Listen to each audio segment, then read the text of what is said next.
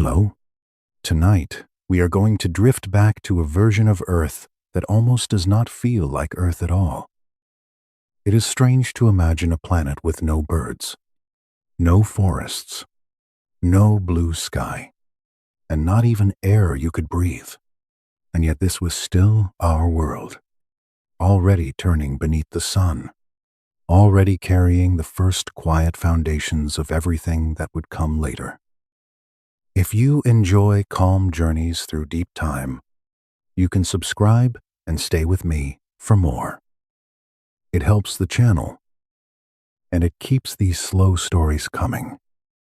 Now let the room grow a little quieter. Let your breathing settle into its own easy rhythm.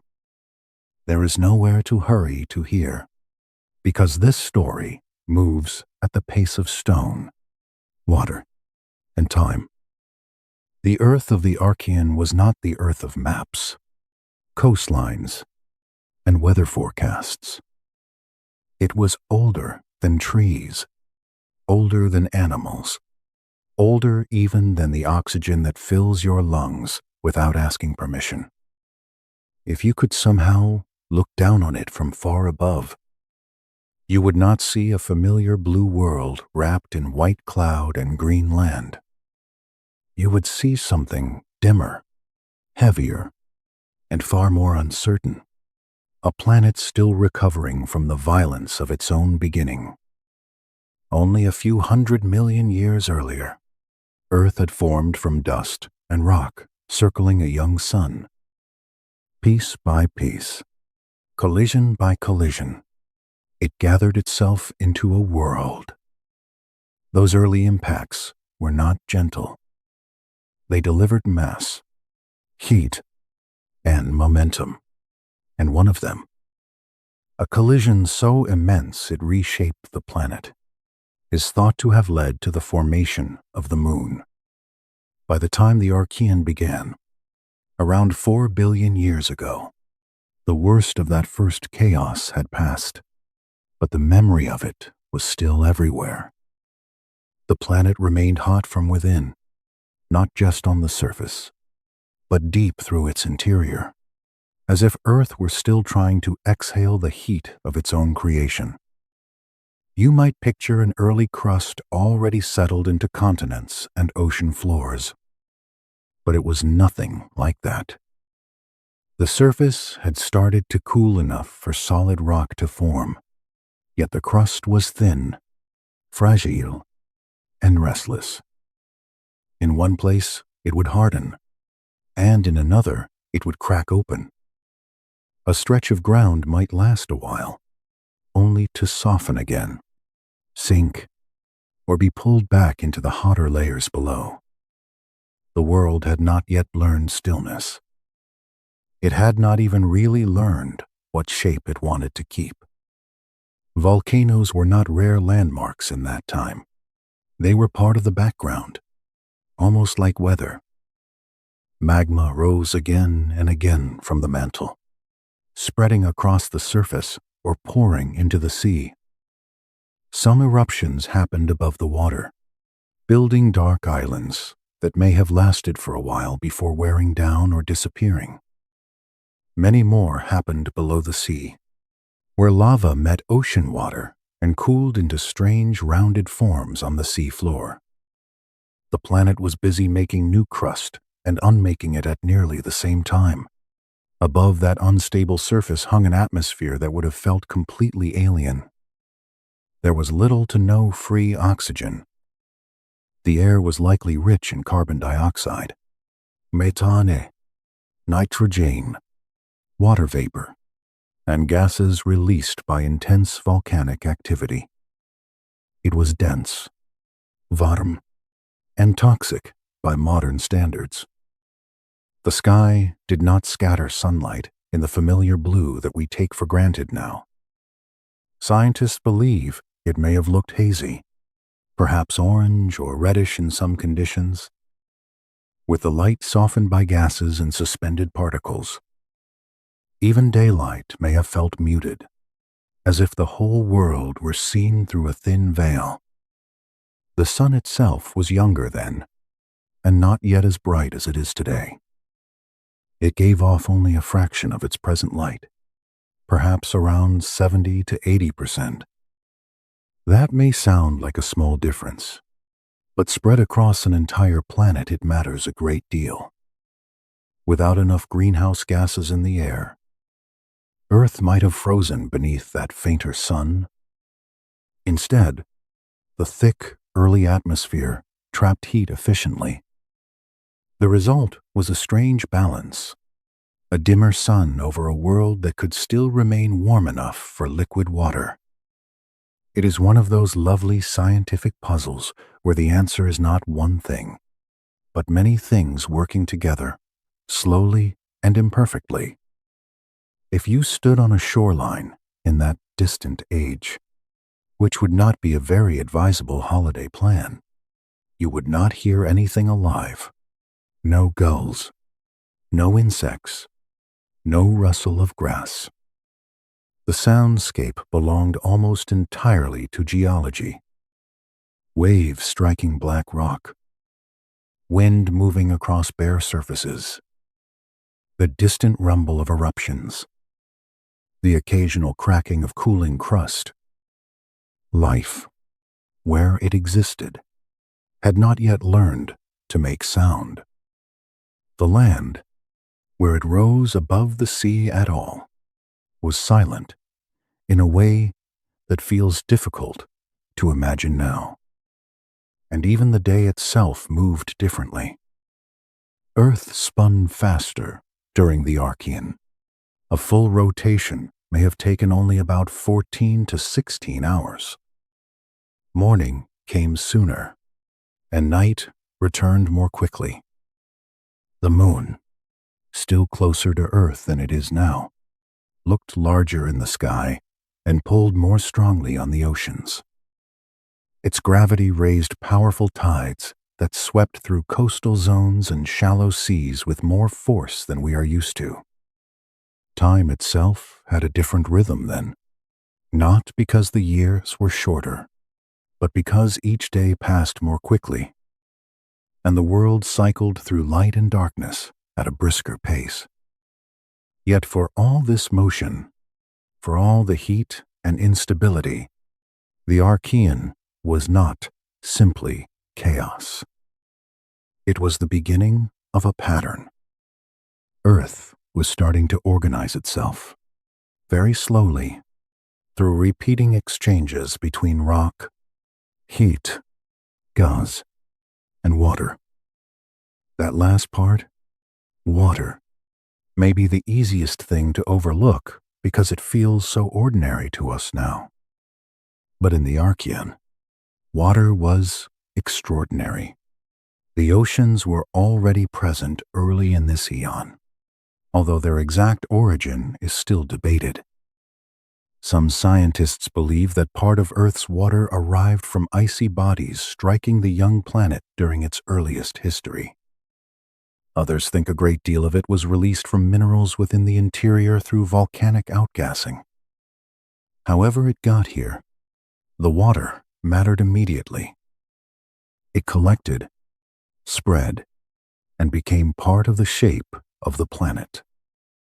The Archean was not a dry inferno. It was a world of sea and steam, of dark water under heavy cloud, of coastlines still provisional and never quite settled. Those oceans were not the clear blue oceans of the present. In a world with almost no oxygen, iron remained dissolved in seawater instead of rusting out and sinking quickly. That changed the chemistry and likely the color of the water. Scientists think some regions may have looked greenish, or dark and reddish in certain light, especially near volcanic activity. The ocean would have felt unfamiliar even to the eye, a broad mineral sea under a muted sky. If you let your mind rest on that image for a moment, it becomes almost peaceful despite everything. A ding horizon, a broad, warm ocean, volcanic islands rising here and there like dark thoughts, thick clouds drifting across a weaker sun. There is no familiar life, no movement of anything with wings or fins or legs, only a planet working through its early moods. Beneath the surface, the mantle remained hotter and more mobile than it is today. Convection moved through it more vigorously, carrying heat upward and driving much of the restless surface behavior. Cracks in the crust opened pathways for magma. New rock formed. Older rock was buried, squeezed, melted, and changed. The first fragments of crust that might one day contribute to continents were beginning to appear, though they were small, scattered, and far from stable. They were more like hints than continents, little experiments in persistence. Some of those fragments would eventually thicken and cool enough to survive, becoming the ancient cores we now call cratons. Today, parts of Canada, Australia, South Africa, and Scandinavia still preserve pieces of that astonishingly old crust. When geologists study those rocks, they are reading pages from a planet that had not yet learned to breathe. There is something wonderfully humble in that. The ground beneath our modern feet, with all its roads and cities and gardens, still contains traces of a world so old that even the idea of a forest would have seemed impossibly far away. The Archean atmosphere also lacked an ozone layer, because ozone depends on oxygen. Without that shield, ultraviolet radiation from the sun reached the surface much more easily. Any early life near the surface would have needed protection, perhaps by living underwater, beneath sediment, or within mineral cracks. The planet was habitable in places, but it was not kind. It offered opportunity, though not comfort. Then again, Earth has always been a little stubborn in the way it offers life a home. It rarely starts by making things easy. And still, even in this stern world, certain long-term supports were already in place. Earth had a magnetic field, generated by motion in its molten outer core. It was likely weaker and less stable than the one we know today, but it existed, and it helped protect the atmosphere from being stripped away by the solar wind. The young sun was more active, more given to bursts of charged particles and radiation. Without magnetic shielding, Earth might have lost far more of its air and water. Instead, unseen and silent, this deep internal process helped hold the surface together as a place where oceans could persist and chemistry could continue its slow work. That is one of the quiet themes of this ancient world. So much of what mattered most could not be seen directly. The magnetic field was invisible. The deep mantle was hidden. The atmosphere was hard to picture exactly.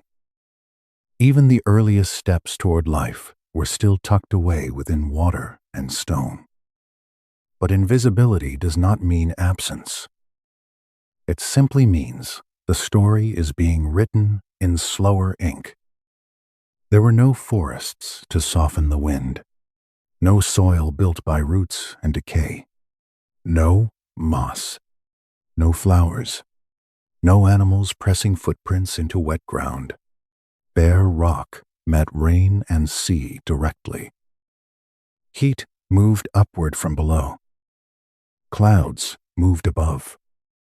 The moon pulled at the water.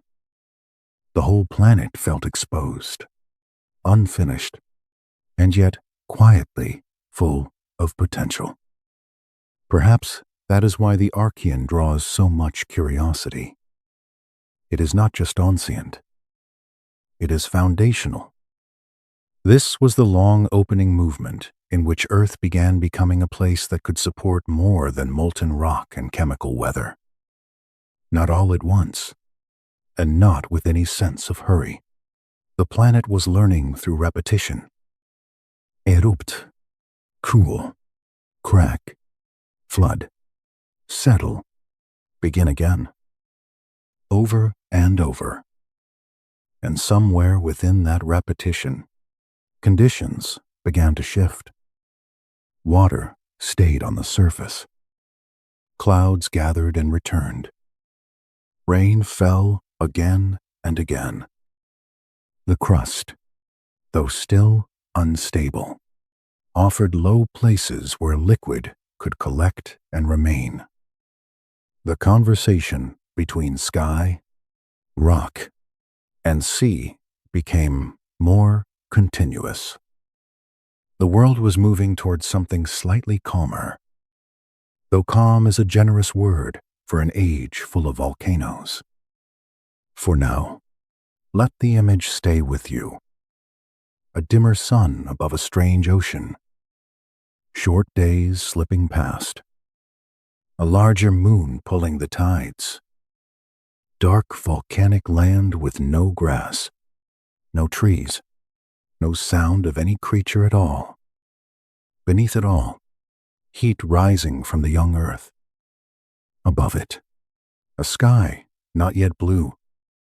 And between those two, the first long processes that would shape every age to come. As the surface continued to cool and the clouds thickened, the next gentle turning point began. Water no longer belonged only to steam and scattered rain.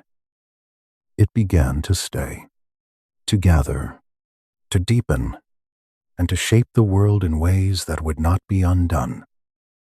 At first, water on the early Earth may have seemed almost undecided, as if it could not quite choose whether to remain in the sky or settle onto the surface.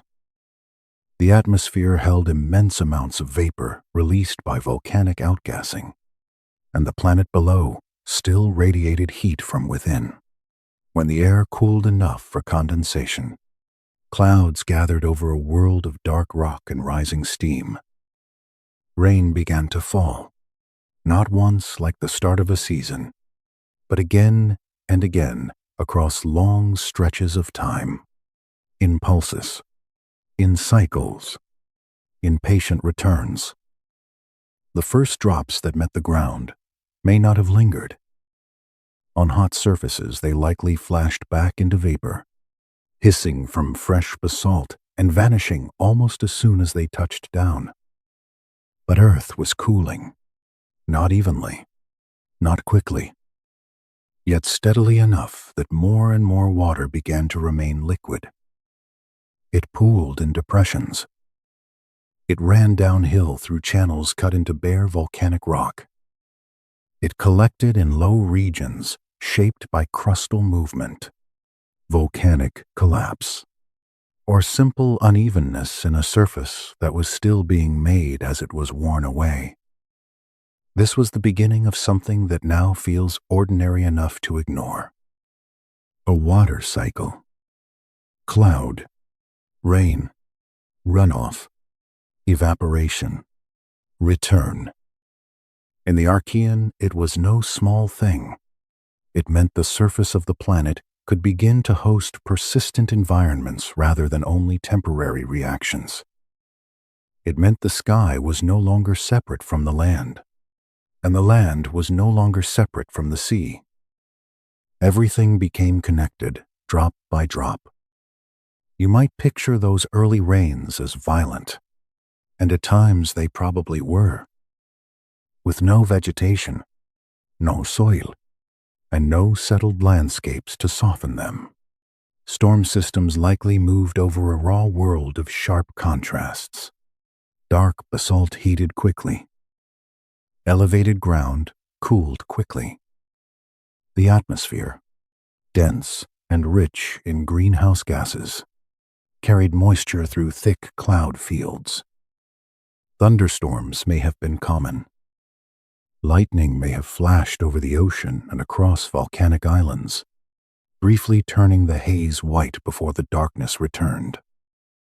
Yet even in that, there is a kind of quiet grandeur. No roofs, no trees, no one waiting out the storm. Just water arriving on stone. As the rain continued over immense spans of time, the low places filled. Puddles became pools. Pools became lakes. Basins widened into seas. And gradually, the oceans deepened into a near global presence. Some models suggest that most of the Archean surface was covered by water, broken only by scattered volcanic islands, shifting crustal fragments, and the first modest proto-continents. Others suggest somewhat more exposed land at intervals. Either way, the ocean was dominant. Earth was becoming a water world, but not in the polished blue sense that word suggests today. These seas were rich in minerals, and unlike any ocean a modern swimmer would wish to visit. With almost no free oxygen in the atmosphere or seawater, dissolved iron remained abundant.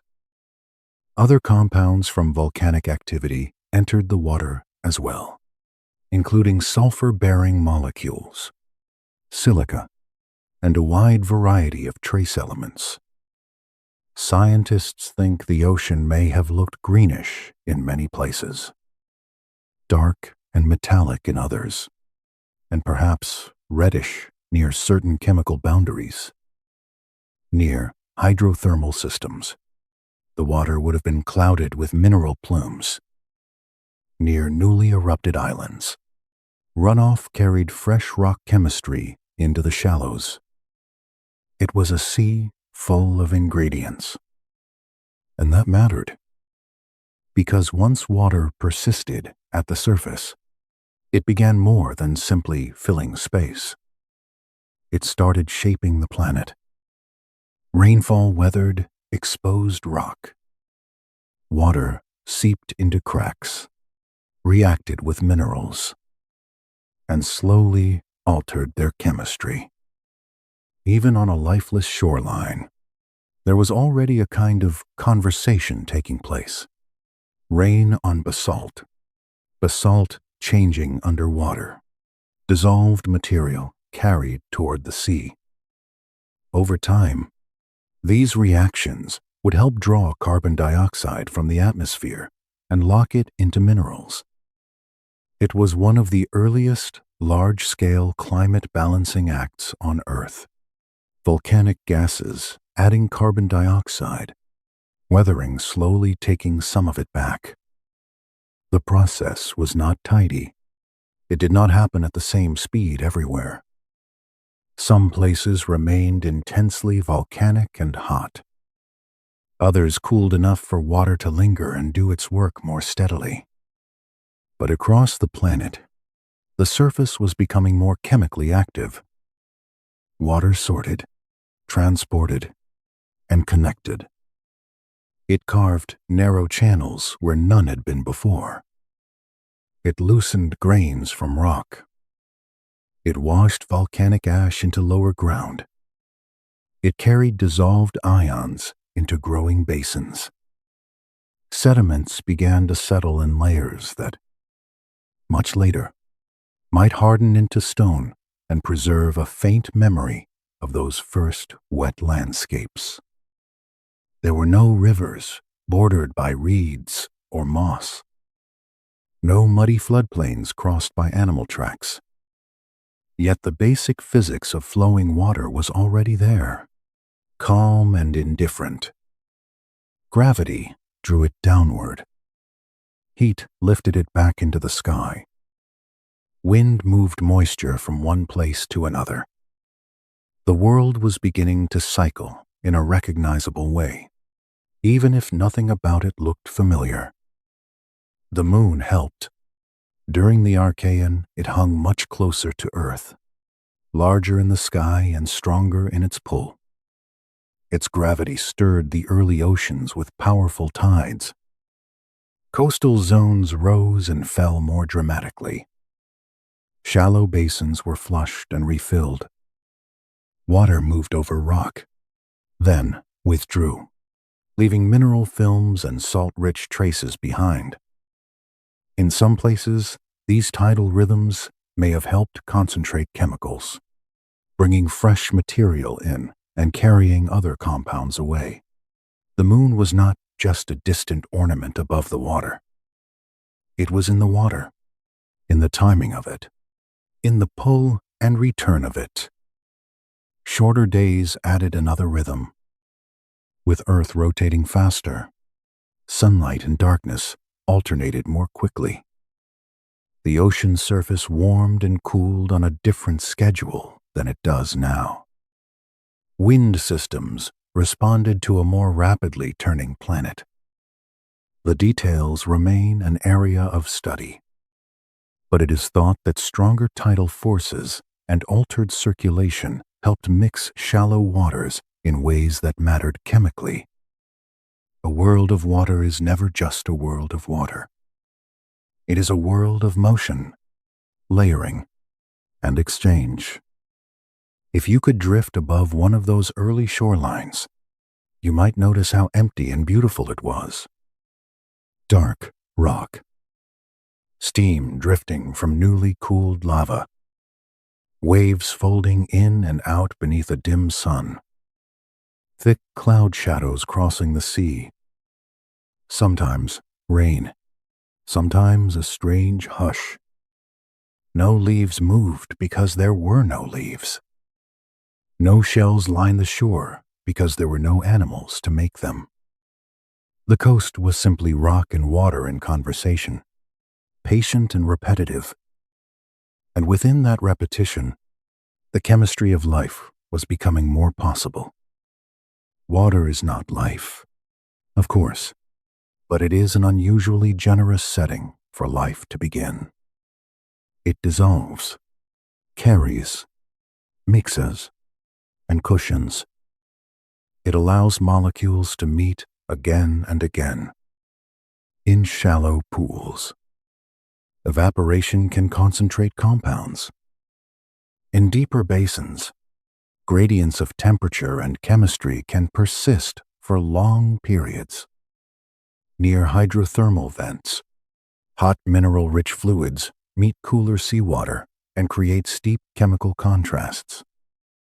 These gradients are especially important because life, at its most basic, depends on difference. One state meeting another. One molecule ready to give up an electron, another ready to take it.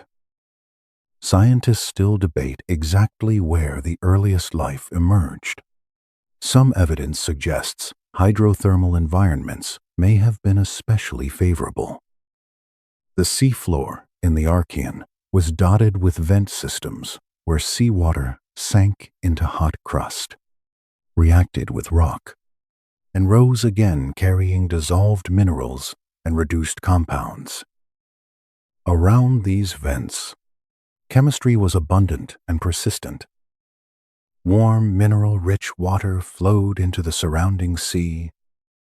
Tiny pores in mineral surfaces may have provided shelter, structure, and repeating energy gradients. Even today, similar places host ecosystems that do not depend on sunlight at all. They depend on chemistry and patience, which sounds, in its own quiet way, very Archean. Other ideas point toward shallow water settings, perhaps tidal flats or sheltered coastal pools where wet and dry cycles could concentrate molecules, expose them to changing conditions, and favor more robust chemistry. Sunlight reached these places, though filtered by haze and cloud. Minerals washed in from land. Water rose and fell with the moon. It is thought that such environments may have provided a useful tension between stability and disruption. Not too gentle, not too destructive, just active enough to keep trying. Whatever the exact path, by around 3.5 billion years ago, there is evidence that life was already present. Not plants or animals, not anything with bones, leaves, or eyes. Just microbes, simple single-celled organisms living in the water. Some may have clung to rocks, others drifted. Some likely gathered in mats along shallow marine surfaces. Many would have lived in places rich in chemical energy, where the planet itself provided a kind of invisible meal. The earliest metabolisms may not have relied on sunlight. Chemosynthesis, the use of chemical reactions to harvest energy, could have come first. In vent environments, microbes may have used compounds such as hydrogen sulfide, methane, or hydrogen released through water-rock interactions. These organisms were not waiting for the surface to become friendly. They were using what the Earth already offered. And in the Archean, the Earth offered plenty of raw chemistry. At some point, perhaps gradually and in more than one form, photosynthesis emerged. Early versions may not have produced oxygen. Instead of splitting water, some microbes likely used other compounds as electron donors. This still allowed them to capture sunlight and turn it into stored energy, which was a remarkable step on its own. Later, cyanobacteria would develop oxygenic photosynthesis, the version that uses water and releases oxygen as a byproduct. But in this period, the world was still mostly waiting for that consequence to matter. For now, the oceans were the main stage. Rain brought minerals from rock to sea. Volcanism supplied gases and fresh crust. Tides moved water through shallow zones. Hydrothermal vents fed chemical gradients in the depths. Light filtered through the haze above. Each of these processes, gentle on a human timescale or immense on a geological one, contributed to a broader setting where life could persist, spread, and try new strategies. There is something calming in that thought. Not because the world was peaceful. It was not.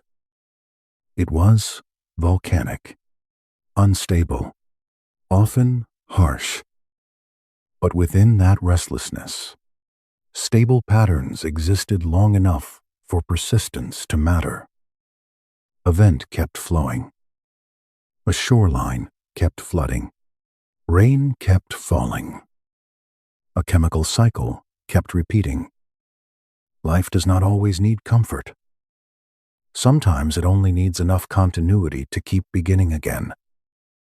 By then, the oceans had become more than a place where water collected. They had become a memory system. Every rainfall, every weathering reaction, every volcanic plume, every dissolved mineral entered that memory. The sea held traces of the sky and traces of the crust. It carried the chemistry of islands, the heat of the mantle, the pull of the moon, the faint energy of the younger sun. It gathered all of it into motion, and the surface of the world responded. Exposed land, where it existed, remained dark and bare. Rain ran over it quickly because there was no vegetation to slow it. Channels formed and disappeared. Sediments slid downhill into nearby basins. Shorelines shifted under tides. Small fragments of crust rose above the water and then wore down again. Nothing looked settled. Yet some pieces were beginning to last a little longer than before. That slight increase in persistence mattered. More stable, shallow marine settings meant more room for microbial communities to remain in place. A surface that stayed wet and sunlit could host thin living films. A vent field that endured could support chemosynthetic life across long spans of time. A tidal flat, repeatedly washed and exposed, could create patterns of concentration and change that favored complexity. The world was still young, but it was becoming a little more habitable in the slow, quiet way that only geology can manage.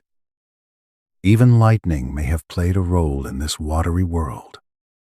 In stormy atmospheres rich in methane, nitrogen, and other gases, electrical discharges can break apart molecules and help form more complex compounds. Some of those products could then wash down in rain and enter the sea.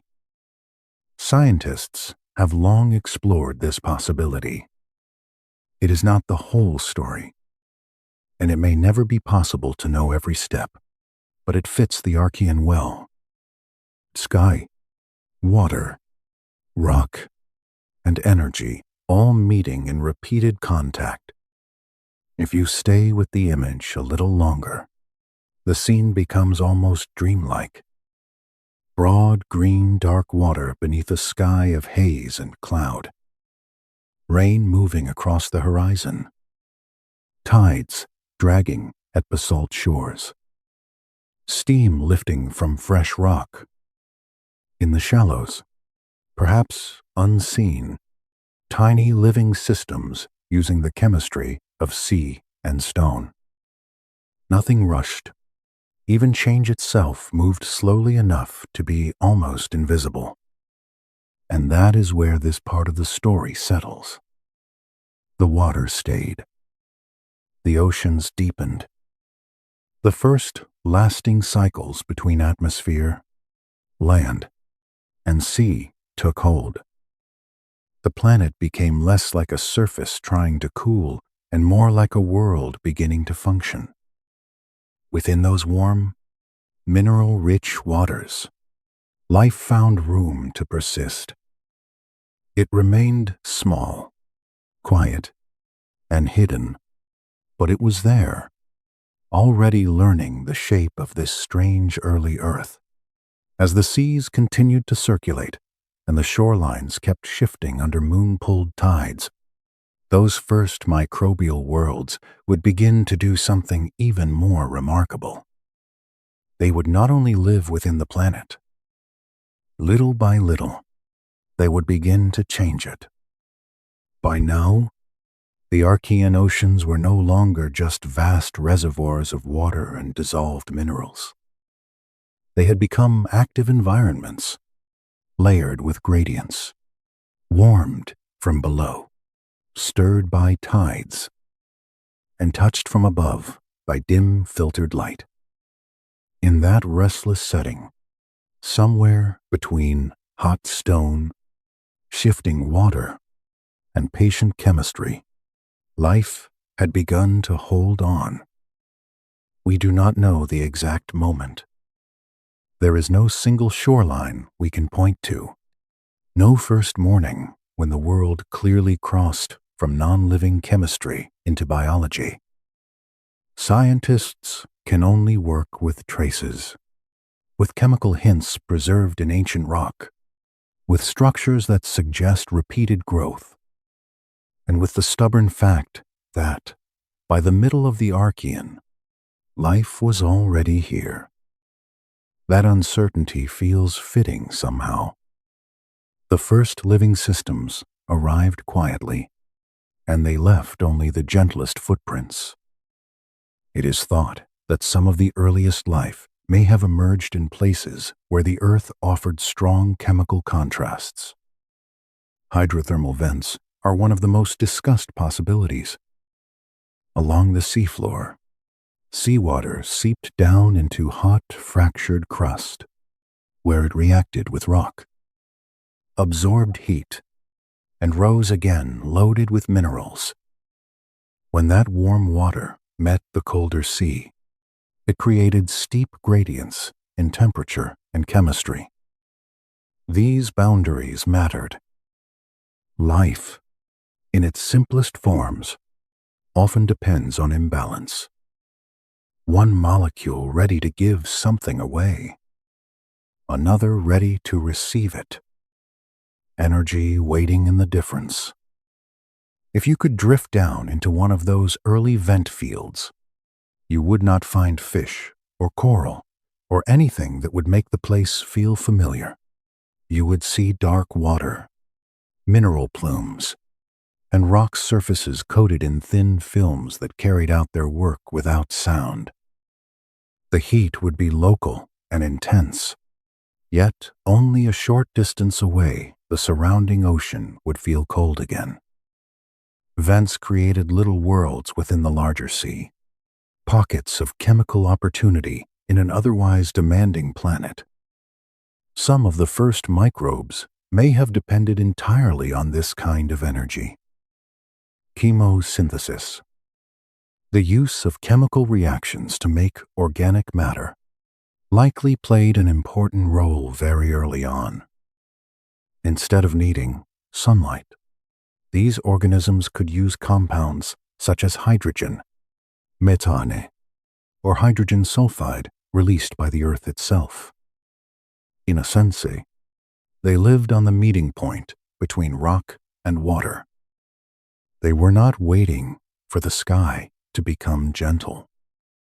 They were using what the young planet already supplied in abundance.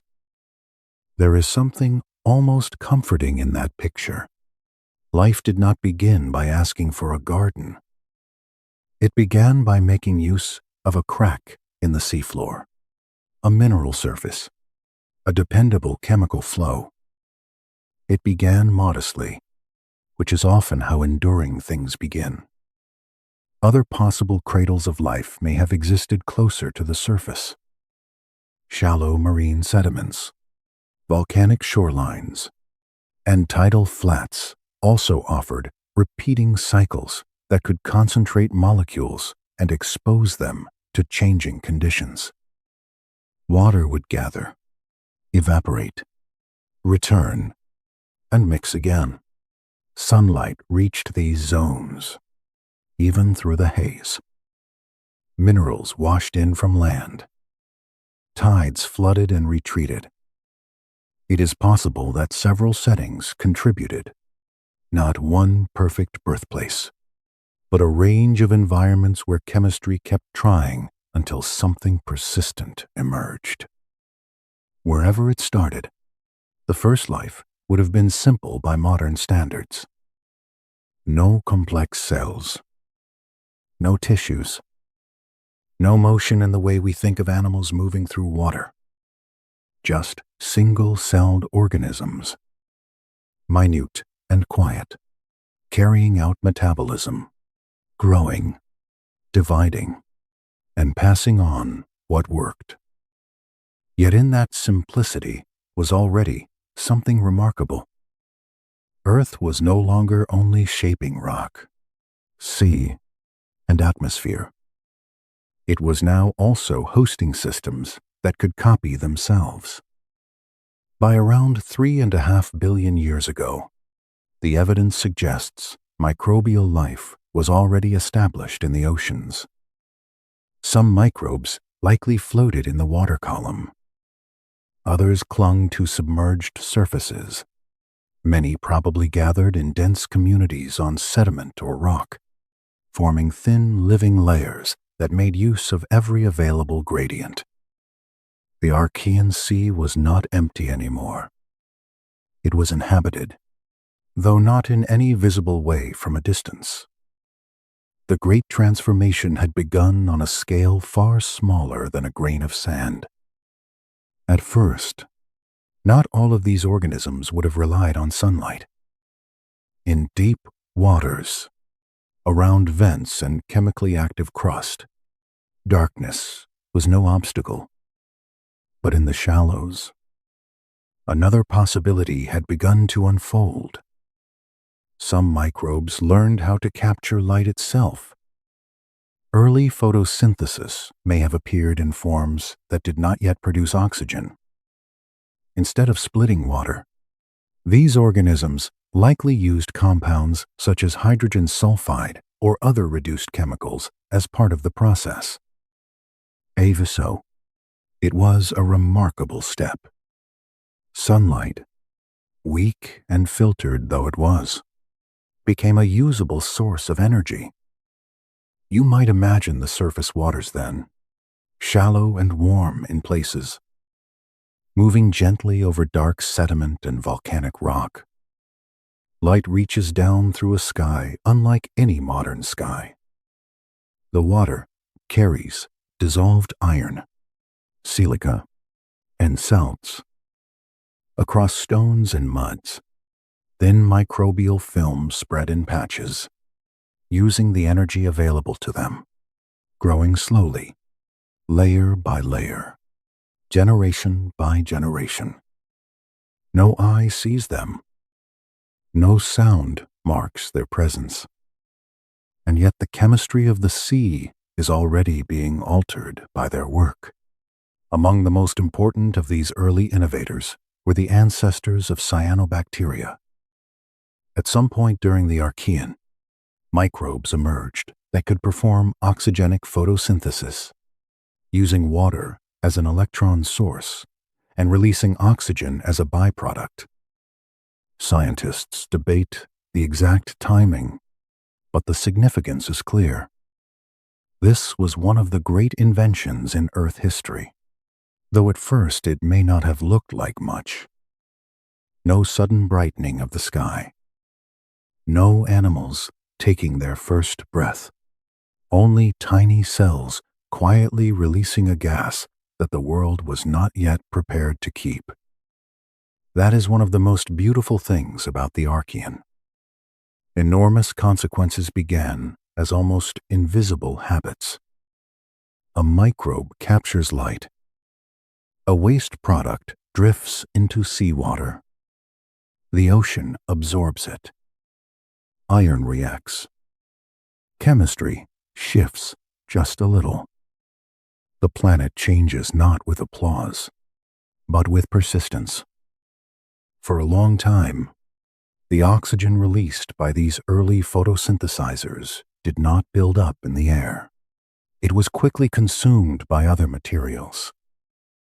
Dissolved iron in the oceans was especially important.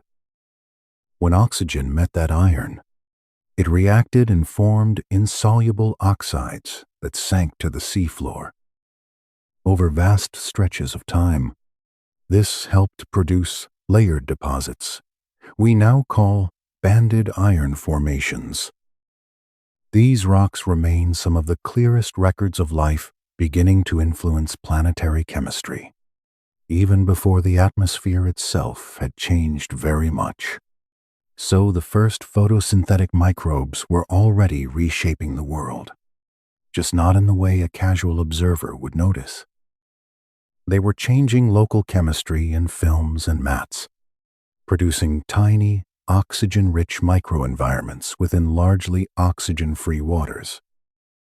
In those settings, oxygen could be both useful and dangerous. It is highly reactive.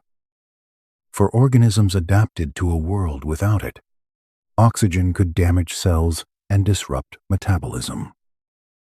Some microbes avoided it. Others evolved ways to tolerate it. A few eventually found ways to benefit from it. But during the Archean, these oxygen-touched places were still small islands within a much larger anoxic world. The majority of microbial life remained perfectly suited to that older chemistry. Bacteria and archaea, the two great microbial domains, explored a wide range of metabolic paths. Some used sulfur. Others used iron, nitrogen, methane, or hydrogen. In deeper waters, chemosynthetic communities continued to thrive around hydrothermal systems. In shallower zones, light-based metabolisms spread where conditions allowed. Life was not yet complex in form, but it was already inventive in chemistry. This variety mattered because it gave the early biosphere resilience. The Archean was not gentle. Shorelines shifted. Volcanism changed local conditions. Tides repeatedly flooded and exposed shallow habitats. Ultraviolet radiation remained strong at the surface because there was no ozone layer yet. And still, microbial communities persisted. They regrew after disturbance. They found niches in hot water, salty water, metal-rich water, and dim light. Life was learning not just to exist, but to endure. Some of the most successful communities formed as mats, thin, layered sheets of microbes growing across surfaces in shallow marine environments. These mats were simple in outward appearance, but rich in internal structure. The uppermost layers might use sunlight. Beneath them, other microbes fed on waste products, consumed compounds diffusing upward from sediments, or used chemical pathways that only functioned in low oxygen conditions. In this way, one thin microbial mat could contain several worlds stacked atop one another, each depending on gradients measured in millimeters. There is a strange elegance in that scale. An entire ecosystem, not stretched across a continent, but built in layers thinner than your fingernail.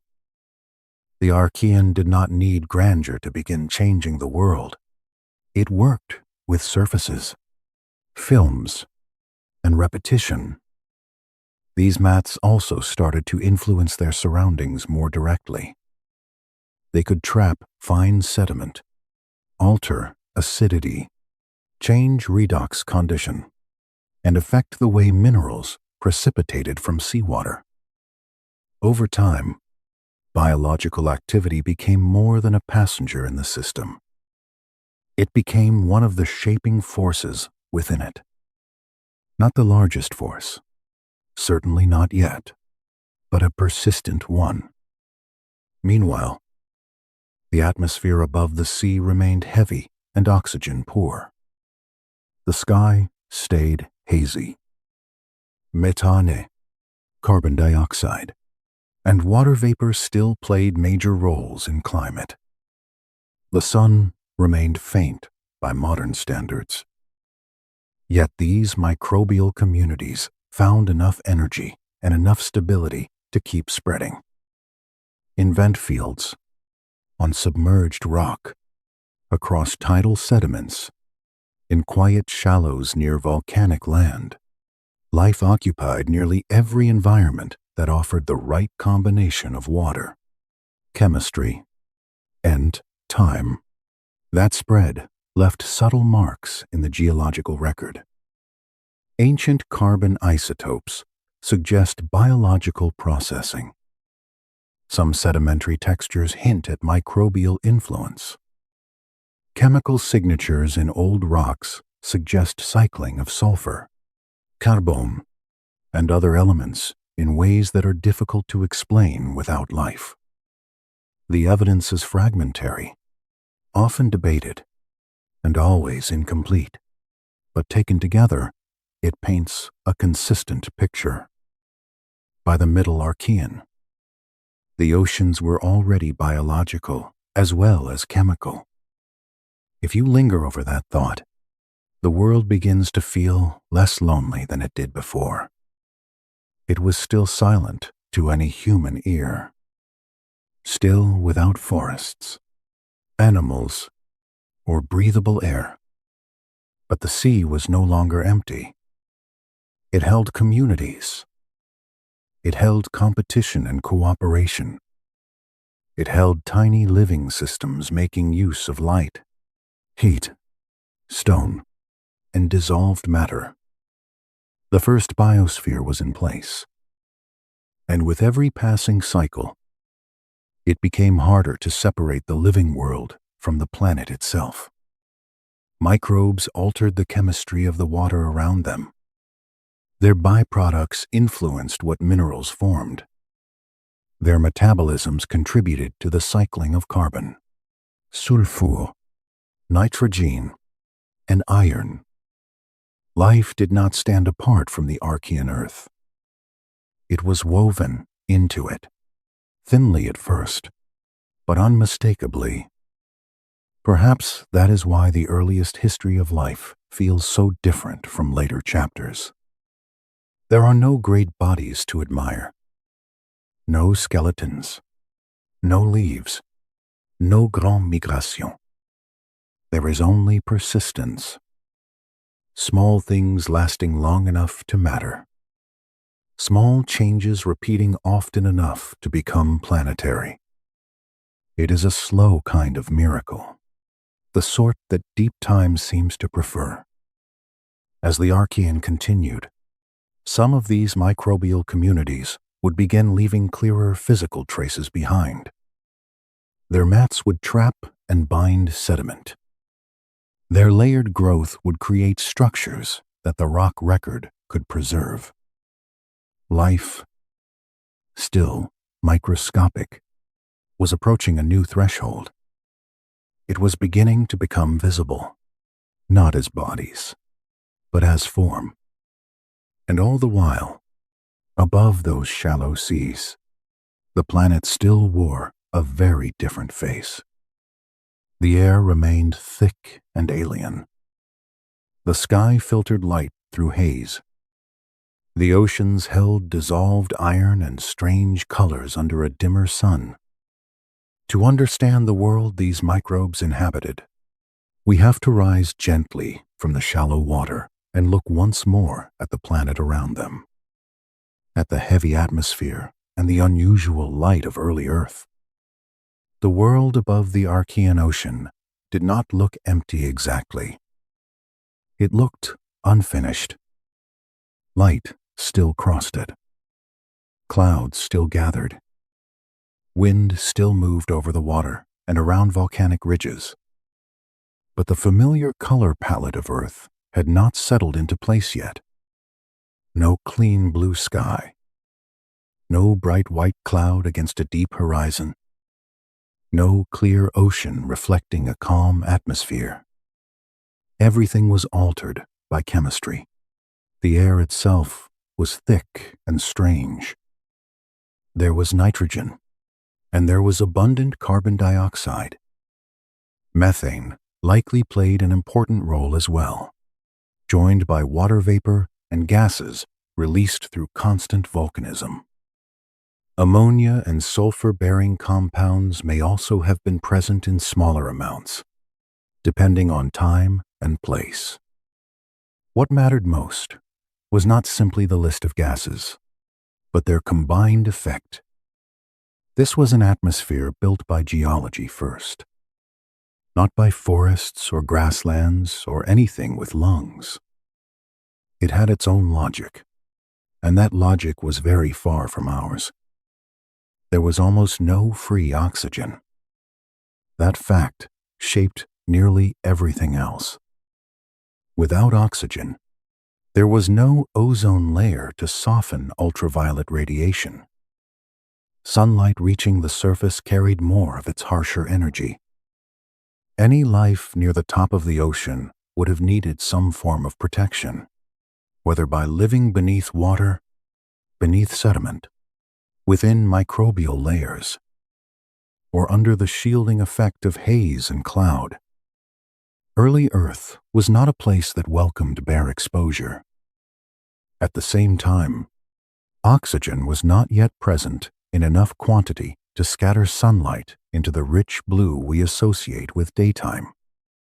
Scientists believe the Archean sky may often have appeared orange, reddish, pinkish, or simply muted, depending on the exact balance of gases and particles. Methane is especially interesting in this story. In a low oxygen atmosphere, Methane can build up far more easily than it can today. Under sunlight, it can also produce a photochemical haze, something a bit like the smoggy veil seen around Titan, the large moon of Saturn. If such haze formed during parts of the Archean, it would have changed not only the appearance of the sky, but also how much light and heat reach the surface. You can almost picture the view. A broad sea under a soft copper-colored glow. The horizon blurred by moisture and suspended particles. Sunrises stretched out in red and amber tones. Midday, perhaps not bright in the modern sense, but filtered and diffuse, as if the whole sky had been gently dusted. Even when the sun was overhead, the world may have felt dimmer than it should, though still warm. It was a place both underlit and overexposed, which is a rather unfair arrangement, but the Archean was not especially interested in fairness. The faint young sun added another layer to this balancing act. It was only about 70 to 80% as luminous as the sun we know today. By itself, that reduced brightness should have left the planet much colder. Yet the Archean oceans remained liquid.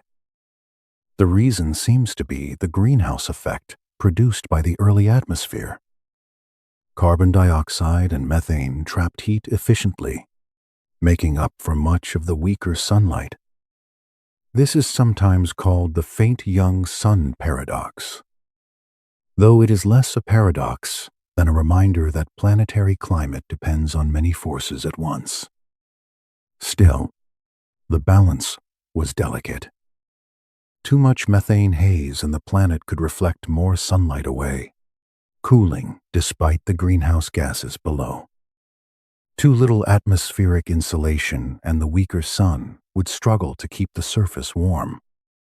Volcanic activity added more complexity by releasing carbon dioxide, sulfur dioxide, water vapor, and other gases into the air. Some of these warmed the climate. Others could contribute to reflective aerosols that briefly cooled it. The Archean atmosphere was not chaotic in every moment, but over long spans of time it was dynamic, adjusting again and again as geology and biology slowly changed the mix. The ocean below reflected that unstable chemistry. These were not the transparent blue waters of today. In the absence of oxygen, dissolved iron remained abundant in seawater. That alone would have altered the color, likely giving many regions a greenish cast. In places where volcanic inputs were high, or where sulfur compounds accumulated, the sea may have appeared darker, murkia, even brownish or reddish in certain light. Surface waters stirred by wind and tides would not always have matched the deeper layers below. The Archean Ocean may have been strongly stratified in many regions, with shallower zones receiving light and weathering inputs, while deeper waters remained more chemically reduced and less mixed. Hydrogen sulfide may have built up in some stagnant or deeper waters. Iron, silica, and other dissolved elements shifted with depth and proximity to hydrothermal systems. It was a patchwork sea, not uniform, but regionally varied and chemically alive. Some places would have favored photosynthetic microbes near the surface. Others would have favored chemosynthetic communities in darker depths. The ocean held many environments at once, separated not by miles of coastline, but by gradients of chemistry and light. This close relationship between atmosphere and ocean defined much of the Archean experience. The sea drew gases down from the air. Volcanic islands fed minerals into the shallows. Rain washed weathered material off bare rock. Sunlight drove reactions near the surface. Life, where present, altered the chemistry further by fixing carbon, producing methane, or releasing oxygen in tiny amounts. Nothing in this world stood alone. Air influenced water. Water altered stone. Stone fed life. Life nudged the atmosphere. It was one long conversation conducted without words. If you stood somehow on a rocky shore during such an age, the strangeness might come less from any single feature and more from the way everything felt slightly off. The sky is not the blue your mind expects. The sea is not the color of present-day oceans. The light is softer, but the radiation is harsher. The air is thick, but not breathable. The horizon is familiar in shape, yet foreign in mood. Earth is recognizably a planet of ocean and cloud, and yet it has not become the Earth your senses are built for. Above the shallows, cloud cover may often have been heavy. Water vapor was abundant, and the atmosphere held heat efficiently. Clouds reflected some sunlight back to space while also shaping local temperature patterns. Their role in climate is thought to have been important, though difficult to pin down precisely. In some regions, thick cloud decks may have kept the world dim and subdued. In others, temporary clearing may have exposed the sea surface to stronger ultraviolet light. These changes would have mattered to microbial communities living just beneath the water. The absence of ozone meant that ultraviolet radiation reached the surface far more readily than it does now. Early life in shallow environments may have relied on water itself as a shield. Even a thin layer can absorb some harmful radiation. Haze may also have helped, acting as a kind of partial sunscreen for the planet. It is one of those lovely Archean contradictions again. The same methane-rich atmosphere that made the sky strange may also have offered some protection to the life trying to survive beneath it. Climate during the Archean was likely variable. Some evidence suggests warm conditions were common, supported by greenhouse gases and geothermal heat. Other evidence hints at cooler episodes, perhaps even limited glaciation in certain regions, though the extent of such cooling remains debated. This was not yet a planet with highly regulated climate systems or stable modern-style continents to shape circulation. Land was sparse. Biological feedbacks were still simple.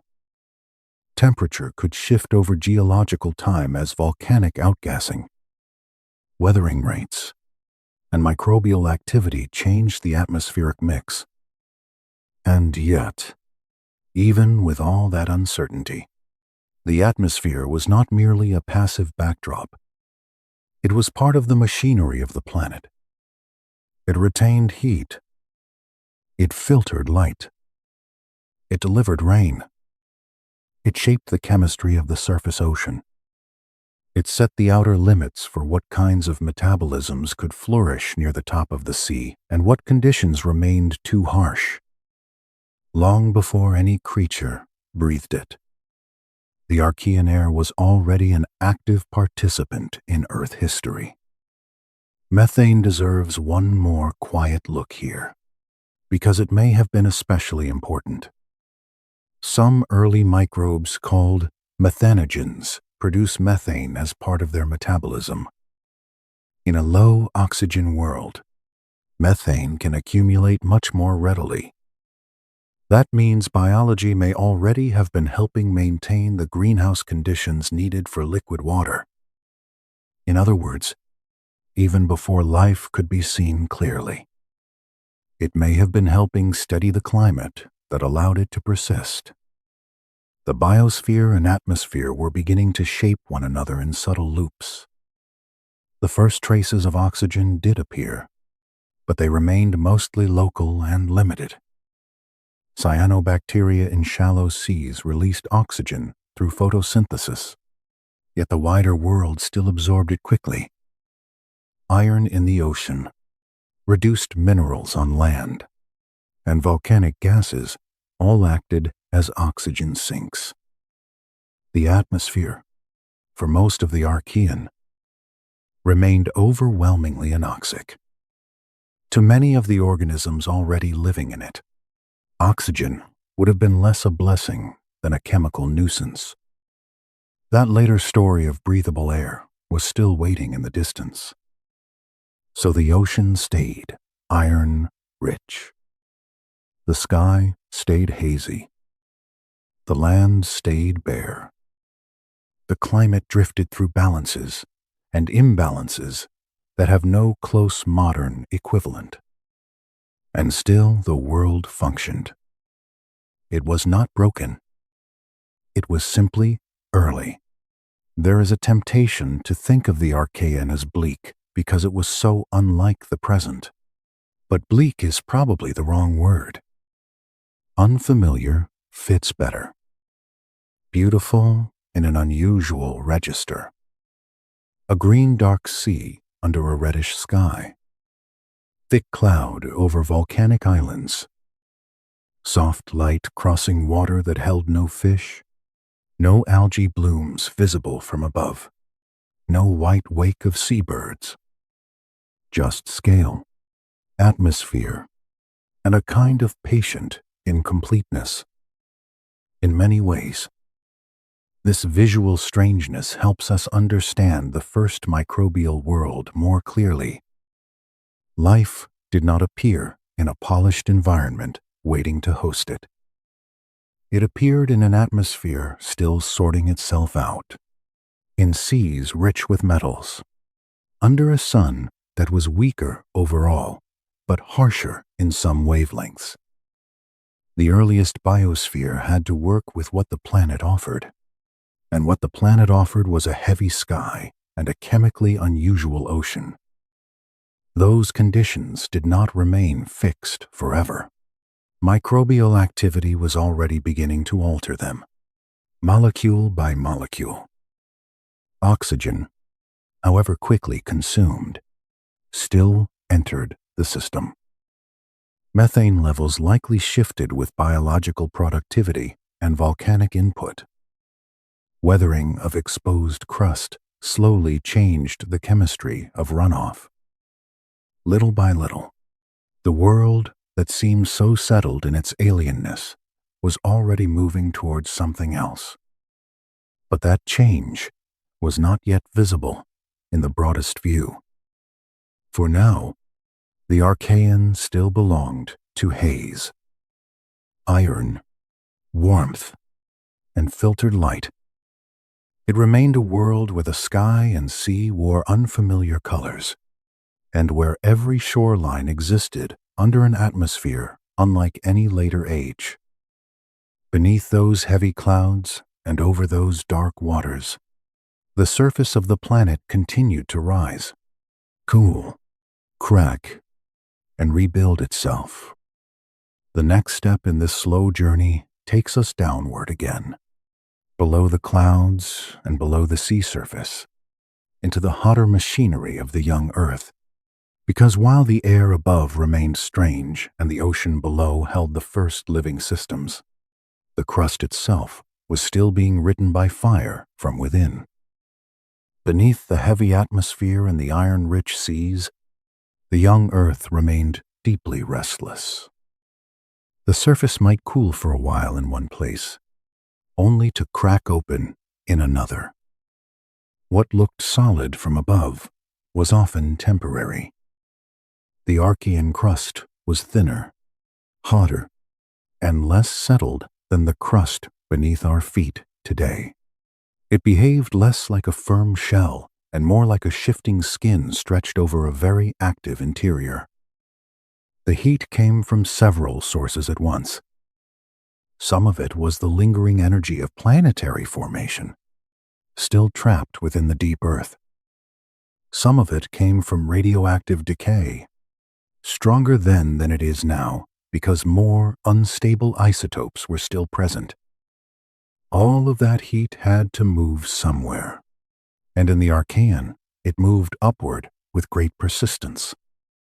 The mantle, that immense layer of hot rock below the crust, churned more vigorously than it does now.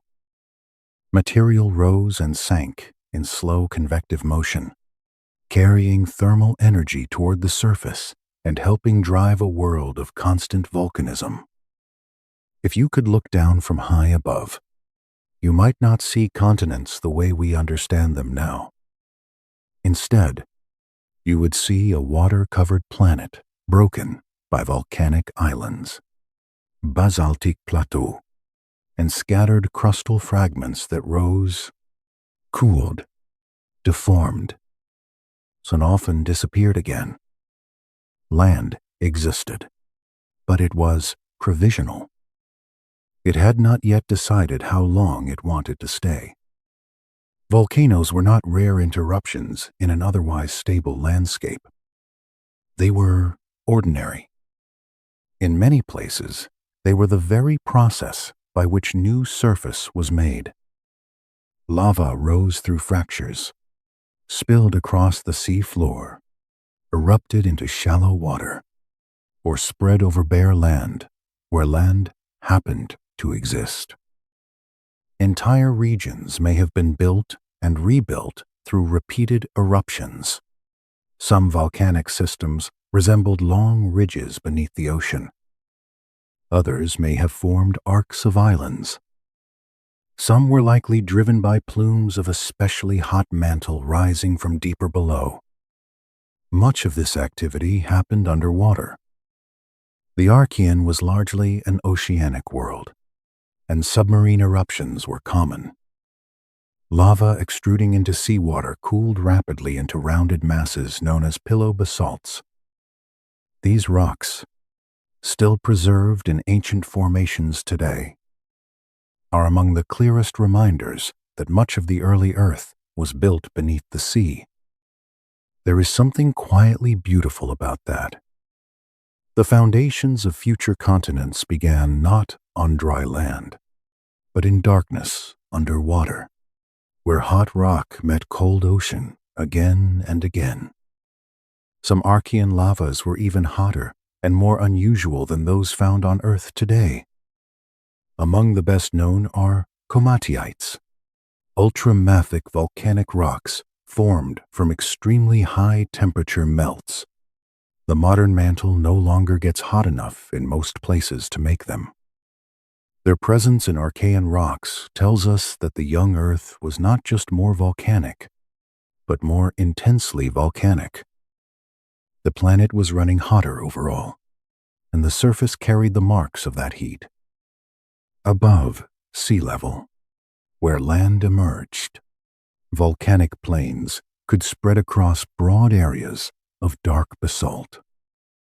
These landscapes were bare and severe. No plants broke the wind. No soil softened the edges. Rain fell directly on fresh rock. Water ran through cracks, over ledges, down slopes of ash and hardened lava. Steam rose where new flows still held heat. The world would have smelled of minerals and sulfur, though no human nose was there to complain about it. That constant volcanism did more than shape the surface. It fed the atmosphere too. With every eruption, gases escaped from the interior.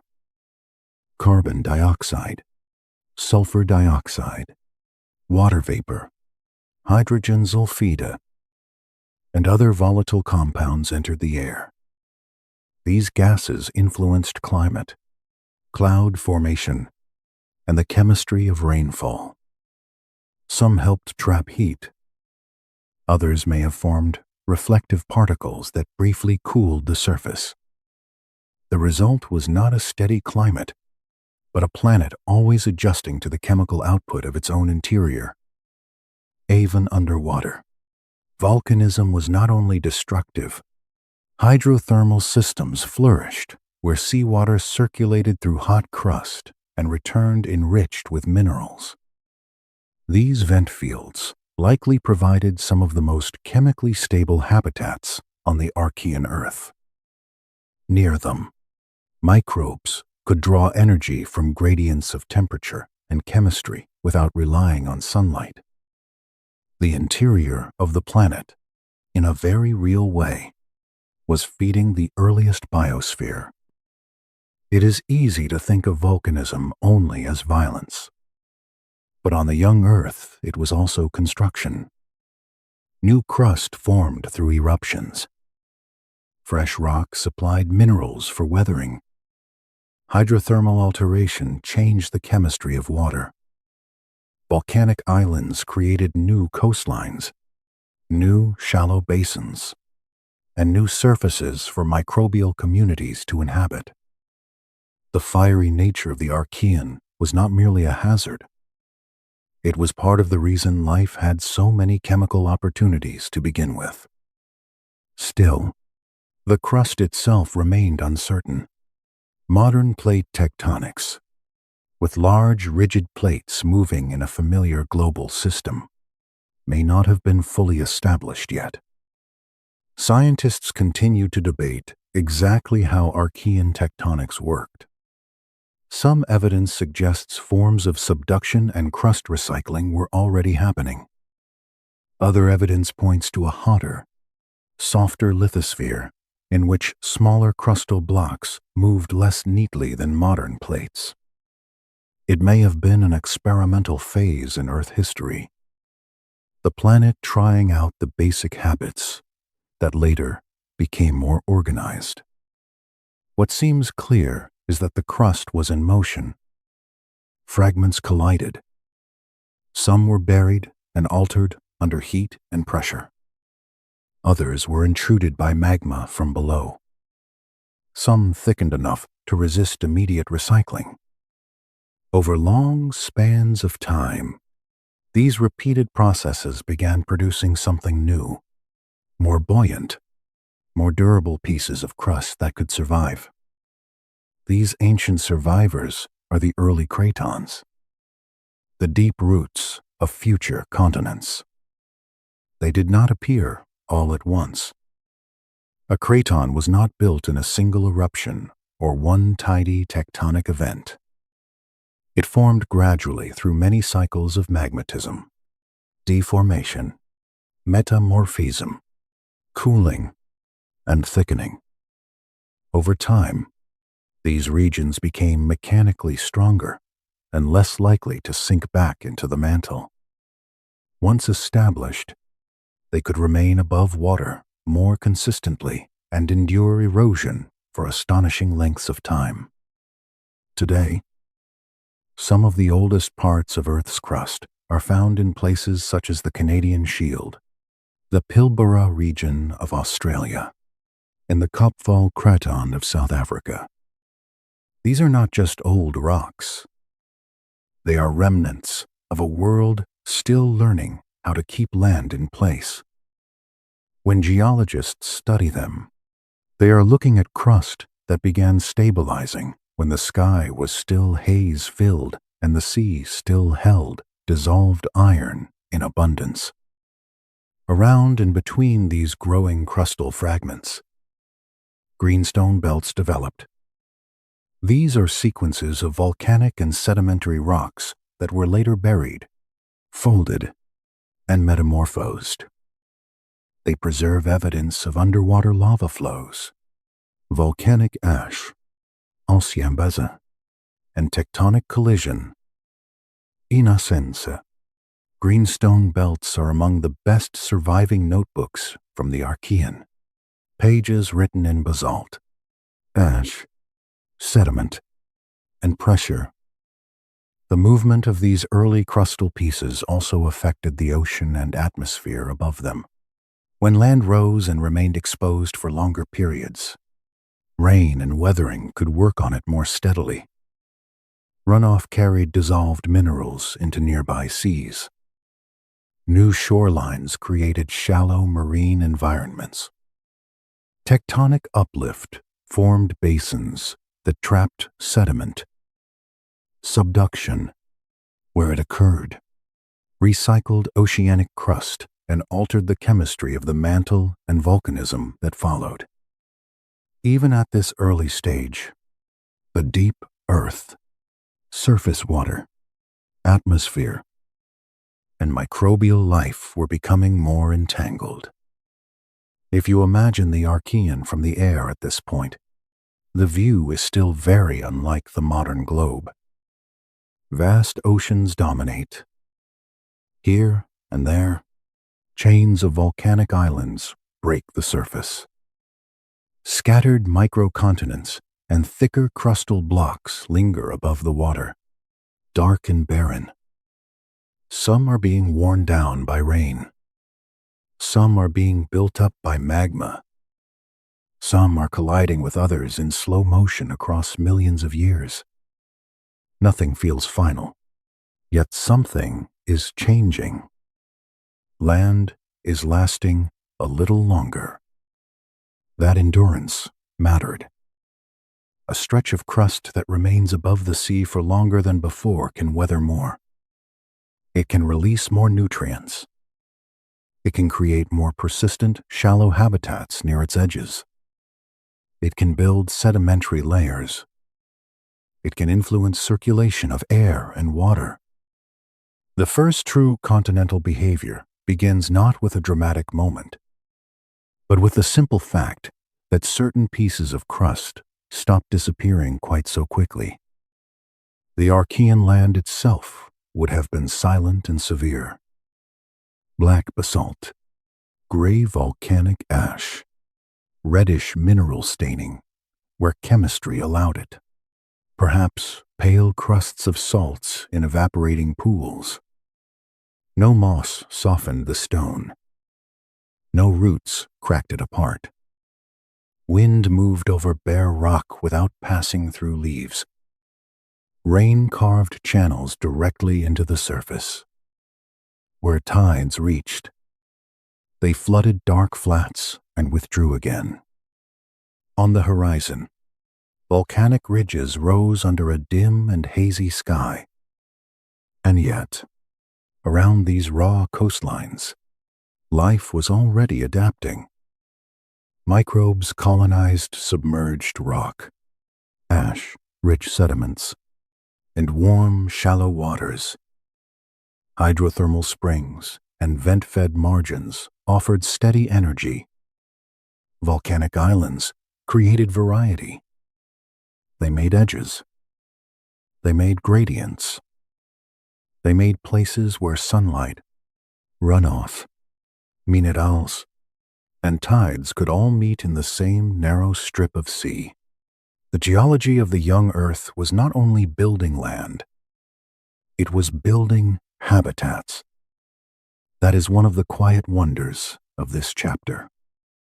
The same forces that kept the planet unsettled also made it fertile in the chemical sense. Lava cooled and became weatherable rock. Magma intruded and thickened crust. Heat drove circulation in seawater. Tectonic collisions built more durable fragments. Nothing about it was calm on a planetary scale, but it generated the ingredients for continuity. Over long intervals, the average composition of the crust also began to shift. Early crust was often mafic, rich in magnesium and iron, and therefore denser. Through repeated melting and differentiation, more silica-rich material began to accumulate.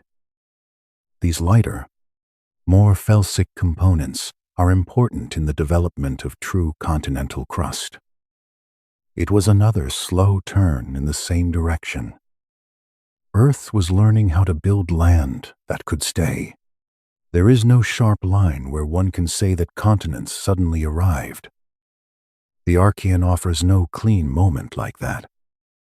Instead, The record suggests a gradual assembling of pieces, some failing, some surviving, some merging into larger bodies that would later form the cores of continents. The process stretched across hundreds of millions of years. It was patient, irregular, and often undone. But the direction of travel is clear. The crust was thickening. The land was lasting. The planet was beginning to hold on to parts of itself. And as those parts lasted longer, microbial communities found more opportunities in the surrounding shallows. Sediments accumulated in quieter basins. Volcanic shorelines were weathered and replenished. Tidal flats formed where water rose and fell over stable margins.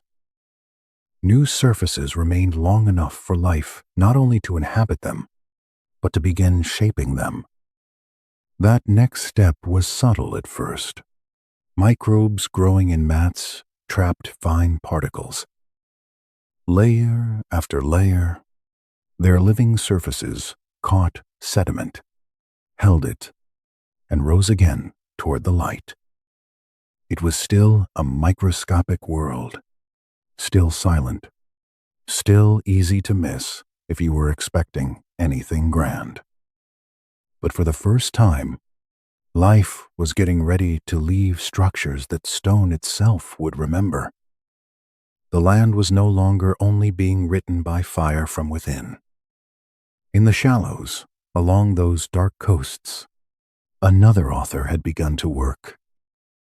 Very slowly, with light, sediment, and time.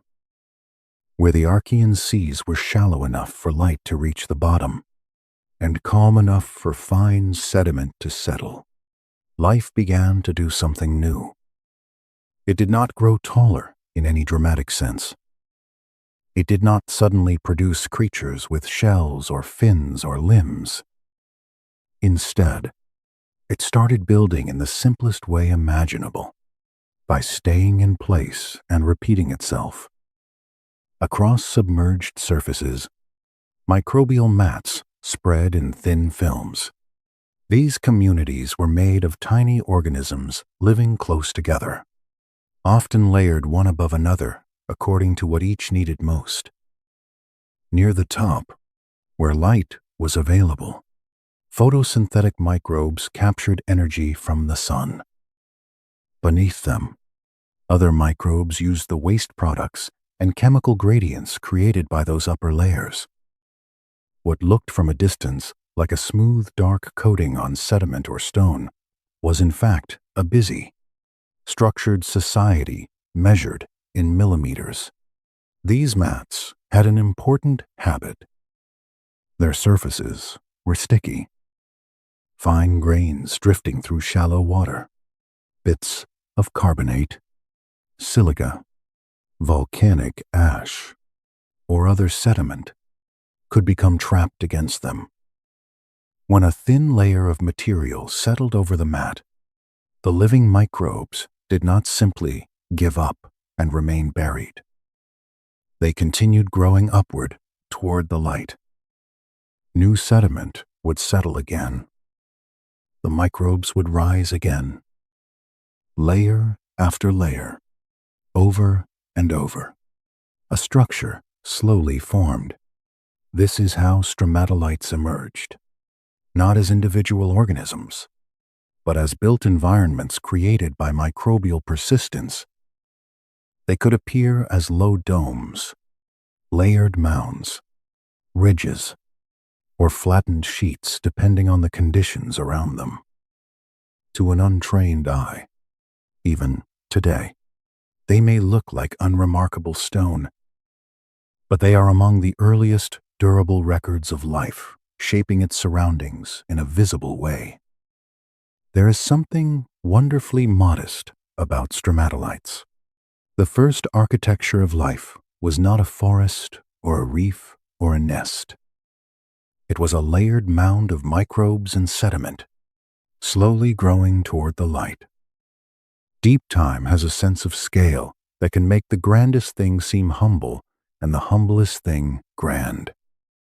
In the Archean, these structures became possible where several conditions came together. The water had to be shallow enough for sunlight. The environment had to offer enough calm for sediment to settle. Though some stromatolites also grew in places touched by waves and tides. There had to be enough stability for microbial mats to remain in place over long periods. The rising and falling of the sea, especially under a closer moon, likely helped in some settings by delivering fresh sediment and renewing shallow water chemistry. If you imagine one of these early coastal zones, the scene is beautifully quiet. A dark tidal, flat beneath a hazy sky. Warm, shallow water moving gently over firm sediment. Soft ripples crossing the surface. Here and there, low, rounded microbial mounds break the smoothness of the seafloor. They do not move. They simply persist. Day after day. Short Archean days. Light reaches them. Sediment settles. Water retreats. Water returns. And each cycle adds a little more to the record.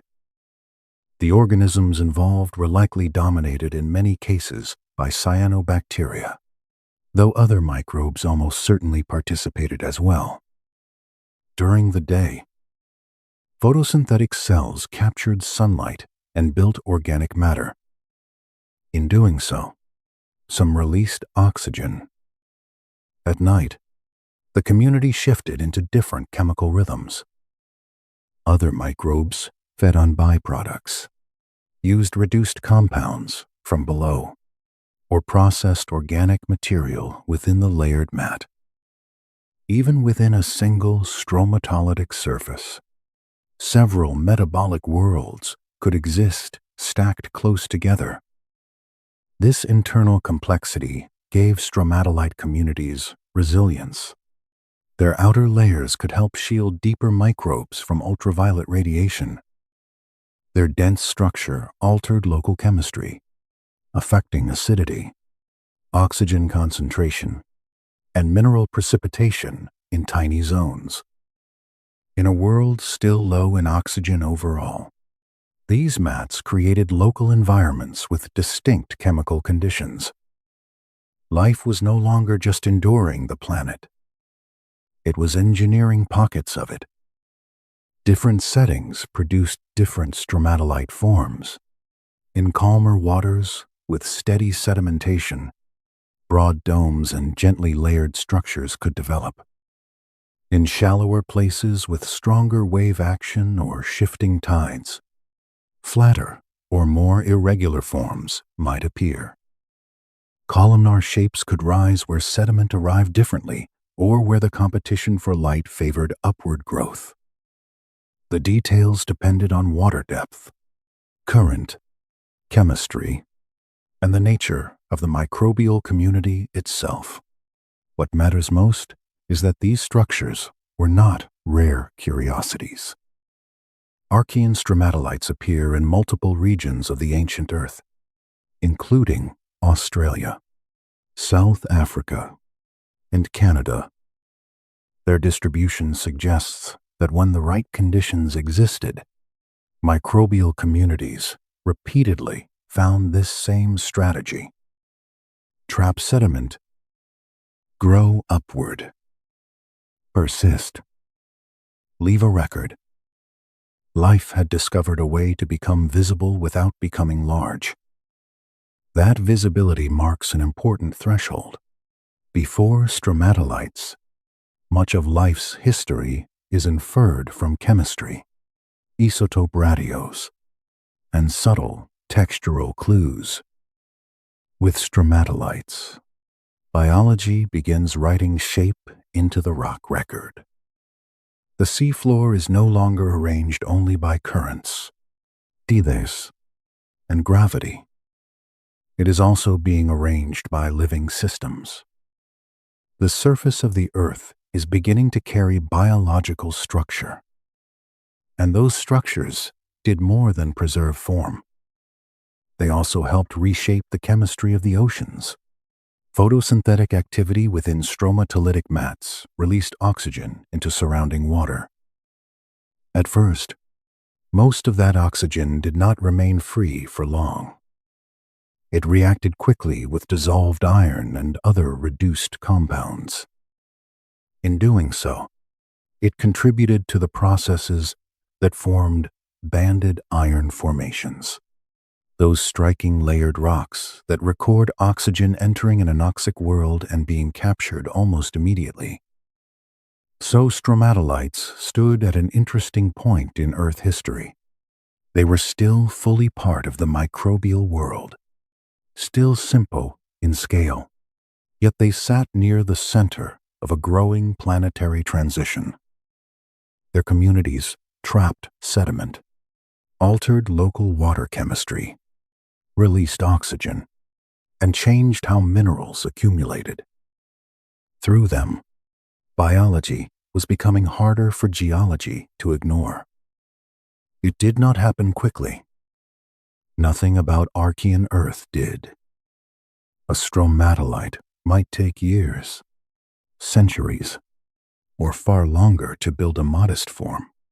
Whole fields of them could grow across tidal flats and shallow basins, layer by layer, season by season, even though there were not yet true seasons in the modern ecological sense. Their growth was repetitive, patient, and almost meditative. Burial, regrowth, burial, regrowth. The record they left behind is a record of rhythm. That rhythm connected beautifully with the wider rhythms of the planet.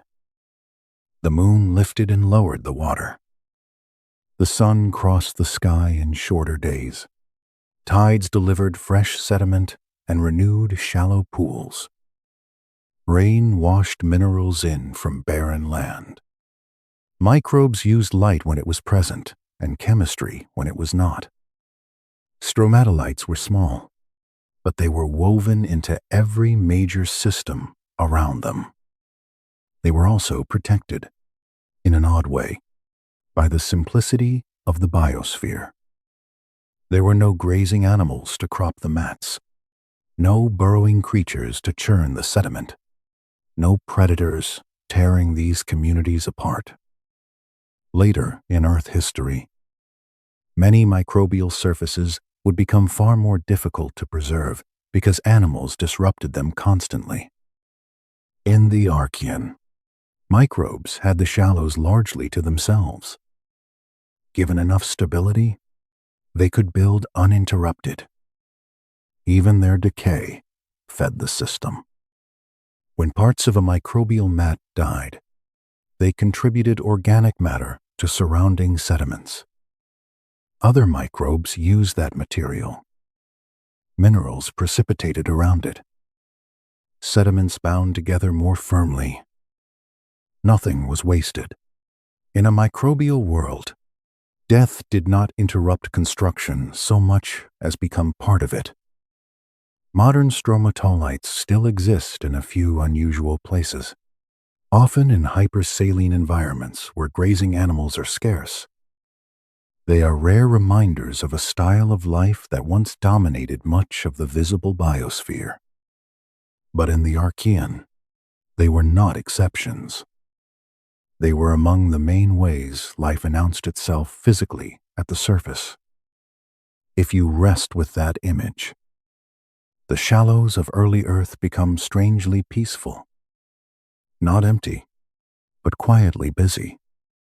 Soft water moving over layered domes. Haze turning the light warm and diffuse. No fish darting through the scene. No birds above. Just low structures slowly rising as microbes reach for sunlight through clear enough water. It is a world without spectacle in the usual sense, yet rich with consequence. The oxygen released by these communities remained a local and limited force for much of the Archean. Dissolved iron in the ocean still captured most of it. Reduced minerals and volcanic gases consumed more. The atmosphere above stayed largely anoxic. But local oxygen-rich microenvironments became more common in and around active mats. Some microbes adapted to tolerate those conditions. Others may have begun exploiting oxygen more deliberately. The great planetary oxygenation was still ahead, but the groundwork was being laid in these very ordinary-looking structures. In that sense, stromatolites were not just records of life. They were engines of slow change. They helped shape the sediments they grew in. They influenced the chemistry of nearby water. They contributed to the long filling of Earth's oxygen sinks. Their impact was diffuse and cumulative, the kind deep time favors most. This is also where the story of the Archean becomes a little less lonely. The earlier world could feel almost entirely geological, a planet of lava, haze, rain, and mineral sea. With stromatolites, the biosphere starts to acquire a visible presence. The coastlines are still barren. The land is still silent. The air is still not breathable. Yet in the shallow marine world, life has begun making forms that endure, low, patient monuments to repetition. Scientists read these structures carefully.